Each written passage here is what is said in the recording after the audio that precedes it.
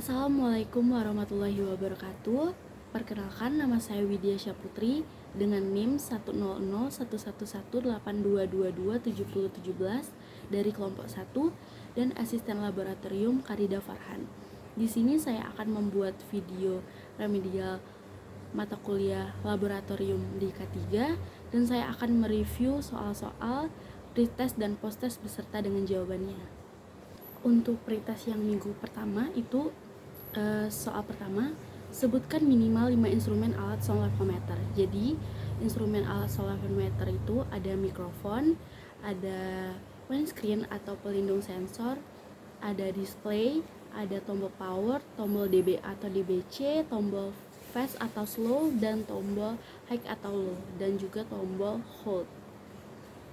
Soal yang kedua, cara kerja alat sonografometer. Jadi yang pertama itu alatnya itu disetting dulu, kayak dia mau pertama hidupkan dulu, terus dia disetting dulu dia mau pakai mode dBA atau dBc, terus pakai fast atau slow, lalu high atau low. Kalau sudah dilakukan pengukuran dengan menaruh alat ke sumber titik yang mau diukur. Setelah itu ditunggu selama 1 menit, habis itu dipencet tombol hold lalu dilihat hasilnya itu tuh apakah hasilnya sudah memenuhi, lalu dicatat kalau sudah. Yang ketiga, NAB kebisingan sesuai jam kerja. Jadi NAB kebisingan itu di Permenaker nomor 5 tahun 2018 yaitu 8 jam per hari 85 dBA. Kalau Permenkes nomor 2 tahun 2023 itu 55 dBA di lingkungan sekolah. Lalu SNI tentang pengukuran kebisingan itu di SNI 8472/2017. Lalu selanjutnya, manajemen resiko bahaya kebisingan sesuai dengan hierarki pengendalian. Itu eliminasinya bisa dengan menghilangkan sumber kebisingan atau alat kebisingan kalau bisa sesuai dengan perusahaan itu sendiri. Substitusinya itu bisa mengganti alatnya yang sudah rusak. Terus rekayasa tekniknya itu bisa dengan memasukkan alat yang bising tadi ke ruang peredam. Lalu shift kerja administratifnya, APD-nya itu bisa menggunakan air plug dan air muff. Selanjutnya itu dampak buruk dari kebisingan itu, kalau ringannya bisa stres, mual, muntah, pusing, kelelahan kerja. Kalau misalnya beratnya itu bisa sampai ke ketulian dan rusak gedang telinga. Selanjutnya, apa yang dimaksud dengan antropometri? Jadi antropometri itu tuh adalah suatu ilmu yang mempelajari atau yang mengukur dimensi tubuh manusia atau pekerja. Tujuannya itu untuk mengetahui ukuran dimensi tubuh pekerja tersebut dan diaplikasikan ke alat atau kursi yang digunakan sama pekerja tersebut agar lebih terasa nyaman dan aman. Hubungan antropometri dan ergonomi itu, antropometri itu kan ilmu yang mengukur dimensi tubuh pekerja tersebut supaya pekerja tersebut merasa aman dan nyaman karena alat yang digunakan itu sesuai dengan dimensi tubuh mereka. Nah, itu bisa dihubungkan dengan posisi ergonomis. Lalu berapa jumlah dimensi tubuh manusia itu yang diukur oleh kursi antropometri? Ada 34 dimensi. Kepala itu ada 4, lalu duduk itu ada 17, dan berdiri itu ada 13. Dampak yang terjadi apabila stasiun atau alat kerja seorang tidak sesuai dengan dimensi tubuhnya itu bisa jadi kelelahan kerja, bisa juga dengan sakit punggung, sakit pinggang, sama produktivitas menurun karena tidak sesuai tadi alat yang digunakan sama kursi yang digunakan itu. Lanjut ke pretest minggu kedua. Soal yang pertama itu SNI yang mengatur titik pengukuran pencahayaan. Jadi titik pengukuran pencahayaan itu diatur pada SNI 036572/2019. Itu tentang pengukuran. Kalau misalnya kurang dari 50 meter itu bisa di 3 meter per titik. Kalau misalnya 50-100 meter itu bisa di 25 titik. Kalau misalnya lebih dari 100 meter itu bisa di 36 titik. Jelaskan sumber pencahayaan. Jadi sumber pencahayaan itu ada 3, alami, buatan, lalu campuran. Kalau alami itu dari sinar matahari, buatan dari lampu. Selanjutnya kalau misalnya dari campuran itu seperti di kelas, dari matahari dan lampu. gangguan kesehatan akibat pencahayaan tidak sesuai. Kalau misalnya pencahayaannya itu terlalu terang, itu bisa menyebabkan kesilauan. Kalau pencahayaannya itu terlalu redup, itu bisa menyebabkan mata cepat lelah, cepat mengantuk, lalu stres, mual, muntah. Parameter yang diukur oleh Van Anemometer itu ada kelembapan, suhu, kecepatan udara, pengukuran CO2, aliran volume udara, titik embun, suhu basah. Cara menggunakan alat Van, yang pertama hidupkan alat di set, lalu arahkan alat tersebut ke tempat aliran udara. Kalau sudah, atur mau parameter atau apa, itu bisa di atas sama bawah, ada yang sebelah kiri. Selanjutnya kalau misalnya sudah, dipencet hold atau max atau min, itu di sebelah kanan atas. Kalau sudah, dicatat hasilnya. Lanjut ke kalibrasi alat Van itu dengan eksternal, karena dari menggunakan lembaga luar atau pemerintahan. Parameter yang diukur oleh alat hygrothermometer itu ada 3, ada kelembapan, suhu, dan titik embun. 3 NAB hygrothermometer itu ada Permenaker nomor 5 tahun 2018, itu suhunya 23-26 derajat Celcius, kelembapannya 40-60% RH. Lanjut Permenkes nomor 2 tahun 2023 itu suhu 18 sampai 30 derajat Celcius, untuk yang kelembapannya 40 sampai 60% RH. Untuk SNI-nya itu SNI 036572 2019 itu suhunya 22,8 sampai 25,8 derajat Celcius, untuk kelembapannya itu 40 sampai 50% RH. Sebutkan komponen hygrothermometer itu ada sensor, ada penutup sensor, terus ada. Lanjut ke komponen alat hygrothermometer itu ada mode, ada tombol on off, lalu ada hold, ada min sama max. Jelaskan cara kerja alat hygro. Jadi yang pertama itu alatnya, sensornya itu dibuka penutupnya, lalu diarahkan ke titik pengukuran, bisa di tengah-tengah ruangan. Setelah itu alat tersebut ditaruh ke atas, dikeatasin, lalu melakukan pengukuran selama 1 menit. Itu bisa diatur juga parameter apa yang mau diukur. Setelah itu kalau sudah selama 1 menit, dipencet hold lalu dicatat hasilnya. Selanjutnya masuk ke prioritas yang ketiga, itu soal yang pertama, faktor yang mempengaruhi kualitas udara. Jadi faktor yang mempengaruhi kualitas udara itu ada suhu, kelembapan, angin, tekanan udara, curah hujan, dan sinar matahari.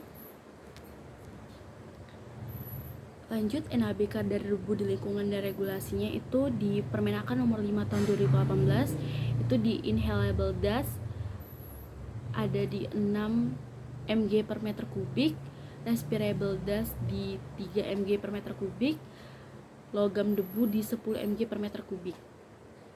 Selanjutnya, jelaskan step sebelum pengukuran personal pump dimulai. Jadi sebelum personal pump itu dimulai, lakukan kalibrasi terlebih dahulu, lalu alatnya dirancang, lalu melakukan pengukuran menggunakan personal pump. Cara kerja alat personal pump itu yang pertama, personal pump dimasukkan ke personal, lalu melakukan sampel pengukuran dengan alatnya itu ditaruh di zona pernapasan menghadap ke depan, lalu melakukan pengukuran selama 8 jam minimal 6 jam. Setelah itu melakukan post calibration untuk melihat flow rate rata-rata atau flow rate rata-rata akhir. Lalu filternya itu diambil, dimasukkan ke tempat yang steril. Cara paling efektif menangani debu melewati NAB itu bisa dengan Selanjutnya, cara paling efektif menangani debu melewati NAB itu dengan cara pengendalian hierarki. Pengendalian hierarki ini eliminasinya itu dengan mengganti alat yang sudah rusak atau mengganti alat, substitusi juga. Lalu rekayasa tekniknya dengan membersihkan alat yang sudah berdebu. Administratifnya itu dengan shift kerja, APD-nya itu bisa dengan masker dan kacamata. Selanjutnya, instrumen alat UV. Instrumen alat UV itu ada sensor, ada display, lalu ada tombol. Cara kerja alat UV itu pertama dilakukan pengukuran di 3 zona: zona atas, zona tengah, zona bawah. Zona atas itu zona penglihatan, zona tengah itu zona siku, zona bawah itu zona betis atau lutut. Dilakukan setiap zona itu 3 kali pengukuran dengan jarak 30 cm. Kalau sudah, itu ditambahkan semua lalu dirata-ratain di 3 zona tersebut. NHB paparan UV meter itu ada di Permenaker nomor 5 tahun 2018. Itu kalau misalnya 8 jam 0,0001, 4 jam 0,0002, 2 jam 0,0004, 1 jam 0,0008. Kalau misalnya 30 menit itu 0,0017. Lalu untuk yang 30 menit itu 0,0033. Selanjutnya, jenis UV apa yang paling berbahaya? Jadi sinar UV itu UVA, UVB, UVC itu semuanya sangat-sangat berbahaya karena langsung ke bumi. Lalu pengendalian sinar UV melebihi NAB itu kalau misalnya eliminasi dan substitusi tidak bisa karena tidak bisa menghilangkan sinar UV. Kalau misalnya rekayasa teknik bisa menggunakan kanopi, administratifnya dengan shift kerja, APD-nya bisa dengan sunscreen, topi, kacamata hitam, masker. Lanjut ke pretest untuk minggu yang keempat, itu soal yang pertama 3 parameter ISBB. Jadi ISBB itu ada 3 parameter. Yang pertama itu ada suhu basah, suhu kering, lalu suhu global atau suhu bola hitam. Bahan yang digunakan pada alat ISBB itu aquabides. Instrumen alat ISBB itu ada soket propsikram, soket power supply, lalu soket RS323, lalu ada display, lalu ada tombol-tombol. Selanjutnya, sebutkan sinar UV internasional dan nasional. Sinar UV internasional itu di WMO 120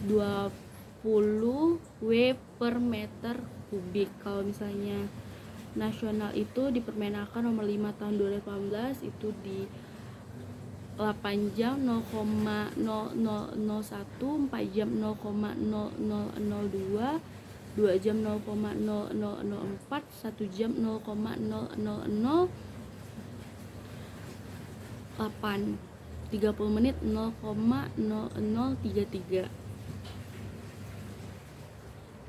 Lalu perbedaan solari dan UV. Kalau solari itu mengukur seluruh radiasi di sinar matahari.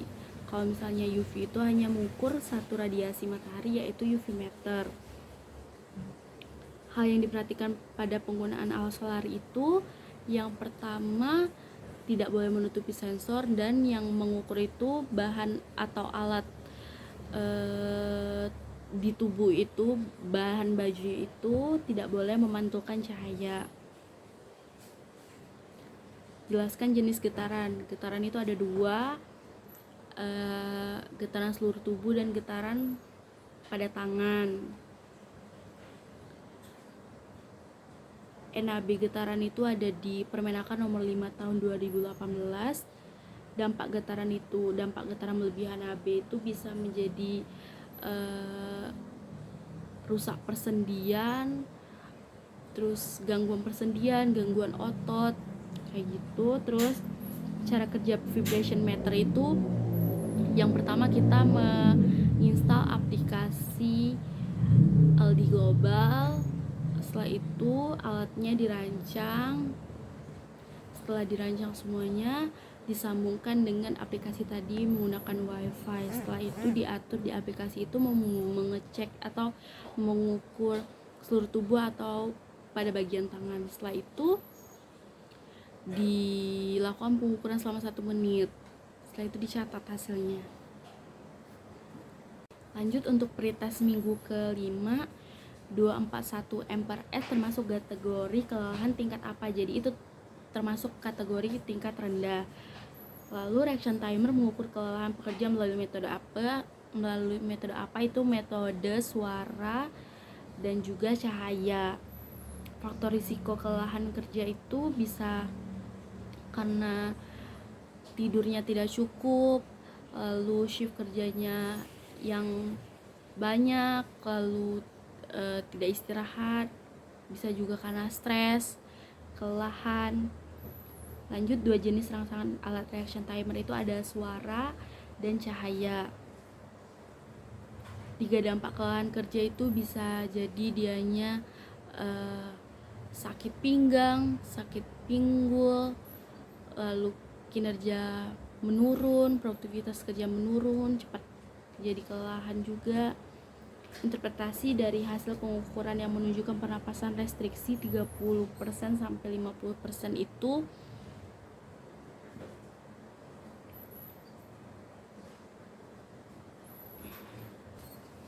selanjutnya, interpretasi dari hasil pengukuran yang menunjukkan pernapasan restriksi 30% sampai 50%.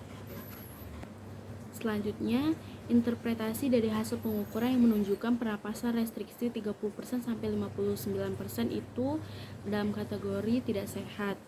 Apa perbedaan pernapasan restriksi dan obstruksi? Kalau restriksi itu pernapasan yang ditarik, bisa mengukur volume pada paru-paru dan lain-lain. Kalau obstruksi itu pernapasan yang dikeluarkan. Berapa kali diukuran percobaan pengukuran pasien dan hasil mana yang dipilih di alat Spiro. Jadi ada 3 kali percobaan yang diambil itu pada saat mempraktekannya itu seluruh metodenya itu sudah benar dan tepat. Komponen unit pneumotakobra di alat Spiro itu ada sensor, ada mouthpiece paper, mouthpiece plastik, sama kali kasil. 3 fungsi alat Spiro itu bisa mengukur pernapasan. Selanjutnya itu pretest yang minggu ke-6, instrumen aerokual. Jadi itu ada kepala sensor, ada display, tombol power, alarm mute, enter, up, down, sama tempat baterai. Lalu parameter yang diukur oleh aerokual itu ada CO2, CO, O3, lalu ada VOC, ada NMHC. Sebutkan baku mutu CO2 itu 24 jam 9.000 mU per meter kubik itu di Permenaker Trans nomor 5 tahun 2018. Lanjutnya, sebutkan interpretasi level pencemaran udara apabila ISPU mencapai 300 sampai 500 itu kategorinya masuk ke berbahaya. Lanjut, sebutkan minimal 3 dampak pencemaran udara. Itu ada ISPA, sakit tenggorokan, kanker paru-paru, bisa juga sakit pada mata. Instrumen alat HVAS itu ada kertas filter, ada motor speed control, ada indikator, ada ring A, ring B, karet pengunci ring A, karet pengunci ring B, ada timer. Lanjut, parameter yang diukur oleh HVAS itu TSP. Yang perlu diperhatikan saat digunakan HVAS itu tangannya harus steril. Terus pada saat pengukuran tidak boleh terhalang dinding atau pohon. Kalau misalnya ada dinding atau pohon itu jaraknya tidak boleh kurang dari 2 meter, jadi harus lebih. Dan juga jarak dari lantai itu 1,5 meter. Baku mutu partikulat debu kurang dari 100 mU per meter kubik itu 230 mU per meter kubik. PP nomor 22 tahun 2021 dan Permenkes nomor 2 tahun 2023. Selanjutnya, kepanjangan HVAS itu High Volume Air Sampler. Selanjutnya masuk ke post test minggu kedua. Parameter FUN itu ada 7, ada kelembapan, suhu, kecepatan udara, pengukuran CO2, aliran volume udara, titik embun, suhu basah. Kalibrasi lux itu ada 2 cara. Yang pertama, hidupkan power, lalu sensornya itu, penutupnya itu dibuka lalu ditutup lagi. Kalau misalnya mencapai angka 0 itu berarti sudah terkalibrasi. Cara kedua itu pencet 0 sampai muncul tulisan sel, lalu pencet lagi. Kalau angkanya udah 0 itu berarti sudah terkalibrasi. SNI yang mengukur titik pengukuran pencahayaan itu ada di SNI 036572 2019. Jelaskan sumber pencahayaan itu ada alami, buatan, lalu campuran. Alami itu dari sinar matahari, buatan itu dari lampu, campuran itu di kelas. Contohnya itu bisa dari cahaya matahari dan lampu. Hierarki pengendalian hydro itu bisa dengan eliminasinya, menghilangkan barang yang menyebabkan kelembapan tinggi. Substitusinya bisa mengganti barang yang sudah rusak. Rekayasa tekniknya dengan menggunakan remote, administratifnya dengan shift kerja, lalu APD-nya dengan cara menggunakan masker atau baju yang bersuhu sama dengan di ruangan tersebut. Selanjutnya, dampak dari lux itu kalau misalnya terlalu terang itu bisa menyebabkan kesilauan, kalau terlalu redup itu bisa menyebabkan mata cepat ngantuk, mata cepat lelah, produktivitas menurun. NAB hygrothermometer itu ada 3. Yang pertama, Permenaker nomor 5 tahun 2018 itu suhunya 23 sampai 26 derajat Celcius, kelembapannya 40 sampai 60% RH. Kalau misalnya Permenkes nomor 2 tahun 2023 itu kalau misalnya suhu 18 sampai 30 derajat Celcius. Kalau misalnya kelembapan 40 sampai 60% RH. Kalau misalnya SNI 036572 2019 itu 22,8 sampai 25,8, kelembapannya itu 40 sampai 50% RH. Selanjutnya, cara kerja fan itu dihidupkan dengan pencet tombol set, lalu diarahkan ke tempat yang mau diukur atau kecepatan udara, lalu diatur parameternya itu mau apa. Di atas itu ada 3, di bawah itu ada 4. Lalu kalau sudah, pencet tombol hold selama pengukuran selama 1 menit, lalu dipencet tombol hold, lalu dicatat. Instrumen fan itu ada kipas sensor, ada display, ada tombol, ada holder, ada tempat baterai. Selanjutnya, NAB getaran itu ada di Permenaker nomor 5 tahun 2018. Itu kalau NAB seluruh tubuh 0,5 jam 3,4644 meter per detik kuadrat. 1 jam itu 2,4497, 2 jam itu 1,7322, 4 jam 1,2249, dan 8 jam itu 0,8661. Kalau getaran pada tangan 6 sampai 8 jam itu 5 meter kuadrat per detik kuadrat, 4 sampai 6 jam itu 6, 2 sampai 4 7, 1 sampai 2 10, 0,5 sampai 1 14, 0 kurang dari 0,5 itu 20. Selanjutnya 3 parameter yang diukur oleh SBB itu ada suhu basah, suhu kering, lalu suhu globa atau suhu bola hitam. Apa perbedaan solari dan UV? Kalau solari itu mengukur seluruh parameter dari radiasi. Kalau misalnya sinar UV, kalau misalnya UV itu hanya mengukur satu parameter radiasi, yaitu sinar UV atau UV meter.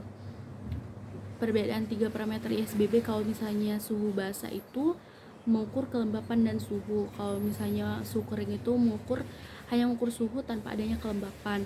Kalau misalnya suhu global atau suhu bola hitam itu mengukur suhu pada tubuh manusianya. NAB, sebutkan NAB yang nasional dan internasional dari solari. itu kalau misalnya internasional itu WMO 120 W per meter kuadrat. Kalau misalnya internasional itu Permenaker nomor 5 tahun 2018 itu 8 jam 0,0001, 4 jam 0,002, 2 jam 0,0004, 1 jam itu 0,0008, 30 menit 0,0033. Dampak buruk getaran di atas AB itu bisa gangguan otot, gangguan persendian. Cara kerja vibration itu pertama menginstal aplikasi di Atlas, lalu alat tersebut dirancang, dimasukkan semuanya, lalu pada aplikasi itu disambungkan dengan wifi. Selanjutnya di aplikasi tersebut diatur mau getaran seluruh tubuh atau mengukur getaran pada tangan. Kalau sudah dilakukan pengukuran, dipencet tombol bawah, lakukan pengukuran selama 1 menit. Kalau sudah di post lalu dicatat hasilnya. Cara kerja ISBB itu hidupkan lalu melakukan pengukuran di titik tersebut selama 1 menit. Kalau sudah di hold lalu dicatat. Hal yang diperhatikan saat menggunakan solarimeter itu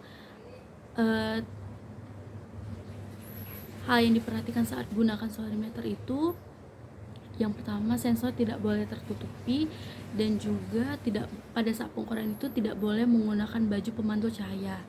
Instrumen ISBB itu ada suhu basah, suhu kering, suhu global, display, terus ada soket probe sikram, soket power supply, soket RS232, display, tombol, dan tempat baterai. Selanjutnya masuk ke post-test ke-6, perbedaan HVAS dan PAM. Kalau HVAS itu pengukurannya selama 24 jam, sedangkan PAM itu real time. Dan juga HVAS itu parameternya hanya TSP, kalau yang kecil, kalau yang besar itu PM10, sedangkan kalau PAM itu ada PM2,5, PM10 dan TSP. Parameter aerocool itu ada CO2, CO, O3, VOC dan NMHC.